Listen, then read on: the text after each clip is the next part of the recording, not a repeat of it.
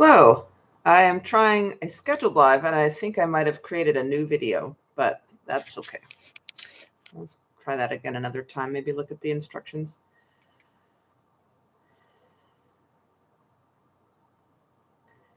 I thought of a couple of projects that I could consider just long-running things that it took me to learn is kind of what I was thinking, or to work up to. And so maybe I'll think of more as I go. But one of them was learning how to drive a manual transmission / stick shift car. And when I was younger, I lived in the country. I lived a lot of places, but one of them was the country. And I think that the first vehicle that I drove was not a car, but a tractor.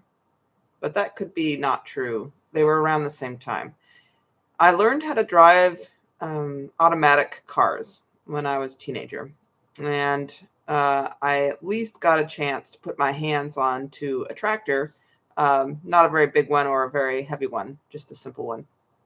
And that might have had a little bit of the concept of stick shift for me.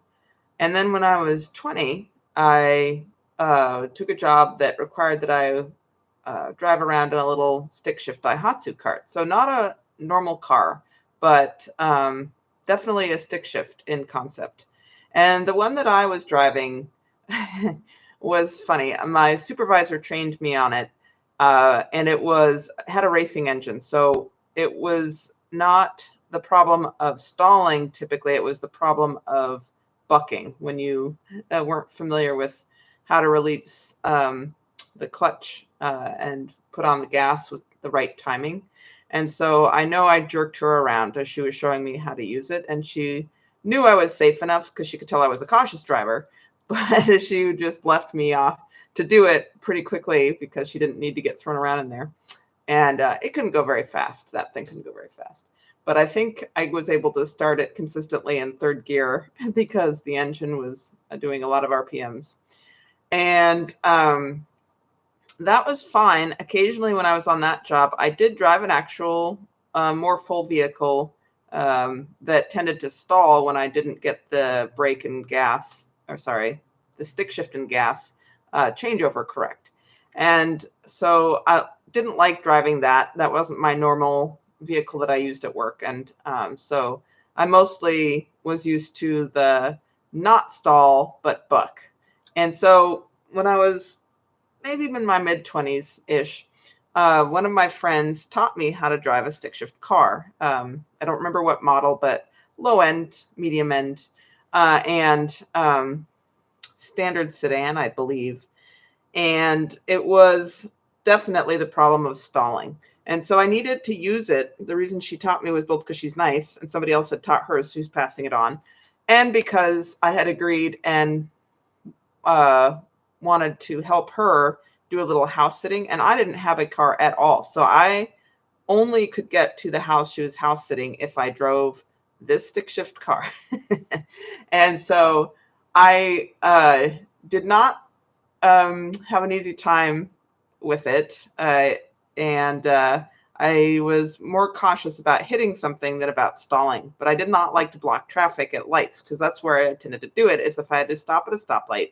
Then getting it going again might involve one stall, and people were polite, but come on. And so I tended to drive to the house that she was house sitting in off driving hours, not rush hour, but even, way after 9 o'clock in the evening.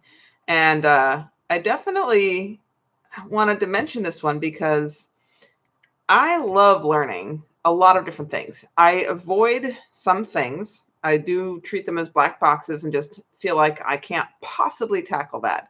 But most of the time, it's really fun to dig in. I really like tinkering. I really like figuring out what's under the hood. I really enjoy getting to be good at something, even if it takes a while, and that I'm not especially talented at it.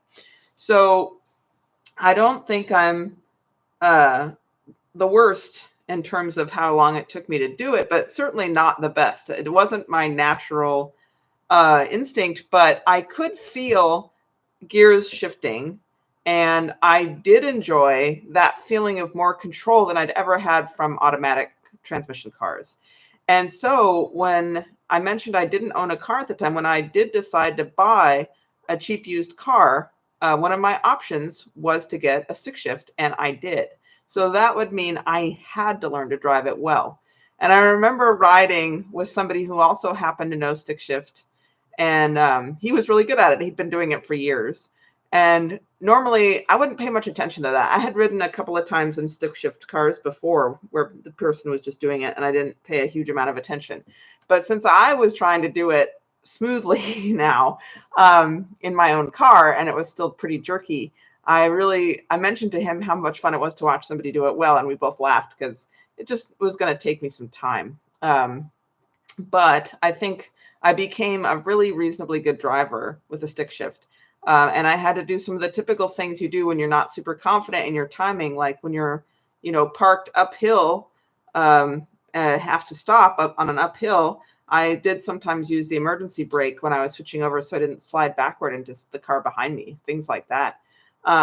These days, I might do that, but I'm pretty good at timing. So I think I'd be more confident in my ability not to slide backwards, even on a hill. And the reason I say probably is I got really good, but anytime you don't do it, you start to fade just a little bit. And the last used car that I got is an automatic, and it was from a friend, and that's fine. But I would enjoy having another stick shift, and I have that was one of my favorite cars, that stick shift that I did learn on.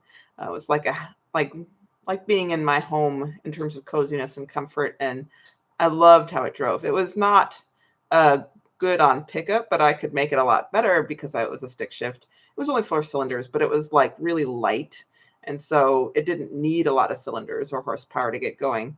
It was never going to be a sports car, but still, that thing could fly in its own way. And I like light cars and tight turning radii and feeling like I can maneuver it wherever I want. Just set me free in a small car that's comfortable, and it's the best. Every once in a while, I want to sit high in a truck or a larger car, but most of the time, that was the small car is my thing. And I remember, this is funny, related to stick shift.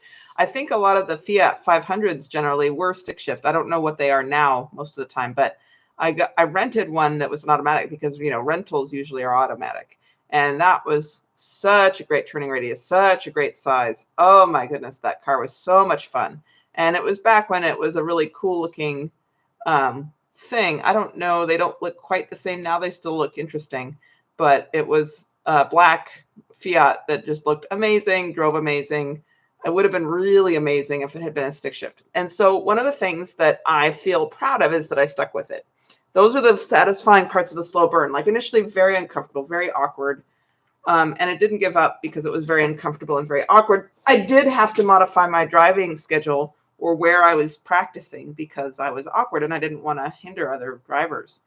And that was tough. Part of that, why I could do that was I was going from no car to a car and I could still get by without the car. But having a car, you tend to want to use it instead of having to walk and bicycle everywhere. And so, yeah, it would push me to learn.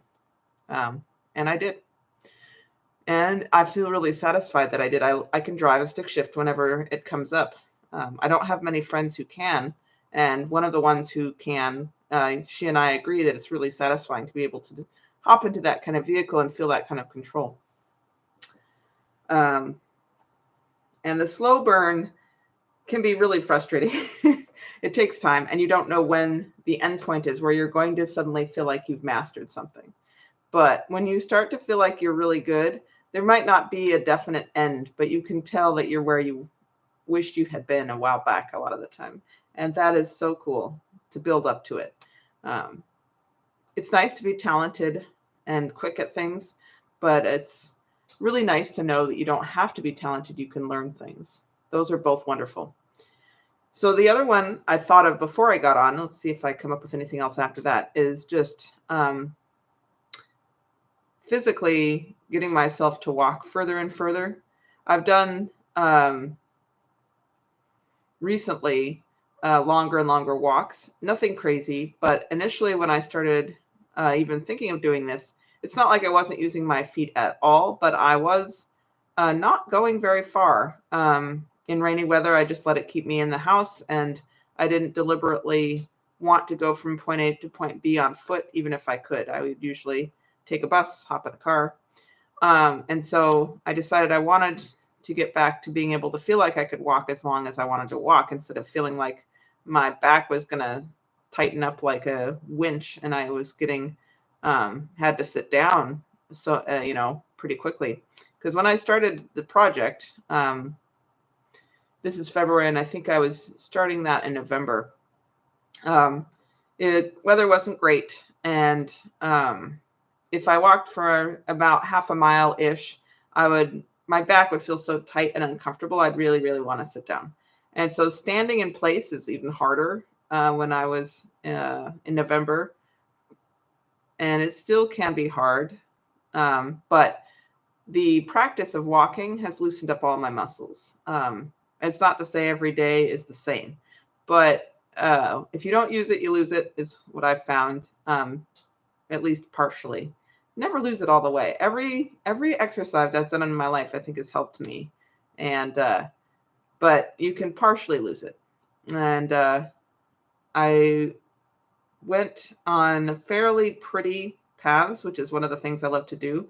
I remember doing a good job of walking even when the town I was in was really ugly and it was really painful to walk between point A and B. But in this case, it was really nice to have the help of, this is a pretty path. It's not the best case scenario because I really like to walk in the woods or on ground that is not paved. Walking on paved ground does make the joints feel a little bit more rough. Man, forest path is one of the best of all time. Sand is great too, in its own way. But walking even on a dirt path in the grass is a lot nicer than pavement. But pavement isn't the worst if you're walking instead of trying to pound into your knees into the ground. I think running when I'm heavy on pavement probably would give me a hard time unless I did it just short stretches. And so I got further and further with the walking, and it felt really good to feel like my back was unraveling, and I just had the power and the physicality to go a distance I wanted to go rather than, a distance that was limited by whatever pain was creeping in. And then one of the things that happened just 3 weeks ago-ish is that instead of going on moderately paved flat paths, I started walking up hills. And that feels so triumphant. Like, it's really hard because I'm heavier than I usually am. Carrying the extra weight on my body makes it harder to walk up a hill than if I'm in better shape and a little thinner. But it's not, the worst. It's not a total thing. And I can definitely walk up a hill and feel really strong doing it. And I forgot how good walking up a hill feels. I used to do it much more regularly, but being able to do it, feeling like it's plausible, and seeing the view that results from walking up a hill is so triumphant. Like, it's just an exhilarating feeling, which is really great. And I think that probably varies by hill. There are, again, hills that are less satisfying or more ugly or more challenging in their own way that don't make you feel so good. But this one makes me feel great. I found it. And I've walked it a few times now, and we'll keep doing it because of the feeling of being able to start breathing heavily, but for a good reason. Just so great.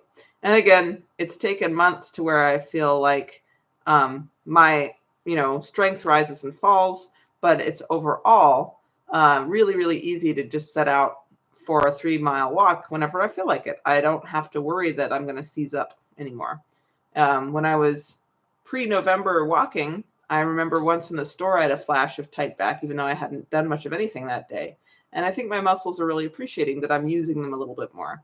And I'm sure there are other ways to ease off tight muscles, but a lot of sitting and no movement is not great. If you even can rock and roll while you're sitting, I'm sure that my back appreciates it. And that's one of the things I'm trying to practice too. That's a very long burn because I tend to freeze in place when I'm at a computer or even watching television or reading a book. I tend to not, do any side to, or even let my back move when I breathe. If I can let my body move when I breathe, a lot of things will probably tense up a lot less. But walking feels great. Swimming would feel great if I knew of a good place for that. So that's one of the projects that I'm not in a hurry to do, but I love to swim. And finding places to do it is always kind of liberating once you find that nice place. So those are the two that I thought of before. And there are other things that I've learned over time that took a long time to learn. There are projects that are still ongoing that might be relevant to talk about. There are projects in the past that are fun to go over again. The walking is obviously in progress. I could always get better at a stick shift, but I feel like at least I'm at a mastery level where I'm comfortable jumping into a stick shift car and just going, which is where I really wanted to be those many years ago. What is a good project? Maybe 3 would be a good number.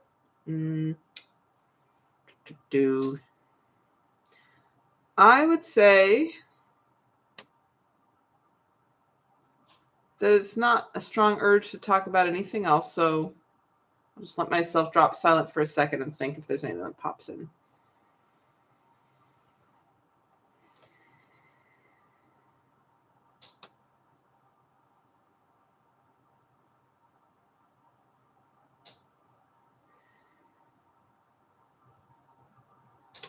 Well, it's kind of minor.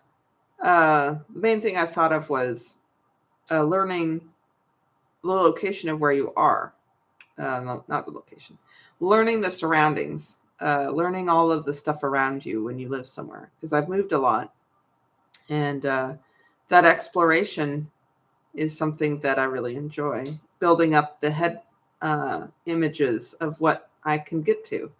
And it can be surprising what's right near me. I mean, it can be really, really interesting to see what people do in their yards, to see what's on the main road in terms of businesses or the back road behind the main road, to see where you could ride a bicycle safely, because I tend to be very wary of mixing with traffic, and to see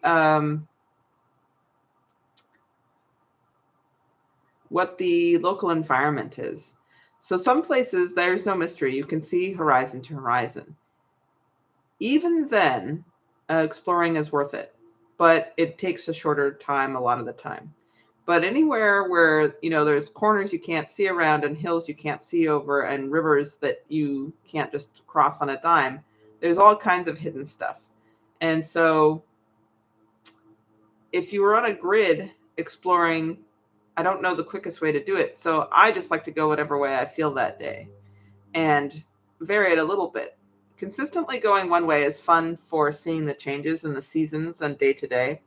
And then being open to just turning the other direction. And as long as it's a safe place to go, it's fun to find out what I don't usually want to see, if anything much is happening differently there.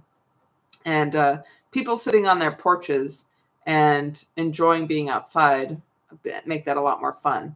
If it's not porches, I just mean people out on the sidewalk with you is a nice thing. And places where you can hang out. I mean, I know that hanging out in coffee shops seems like a really expensive cup of coffee, but I assume a lot of that money goes toward their rent. So a lot of it is paying for ambiance,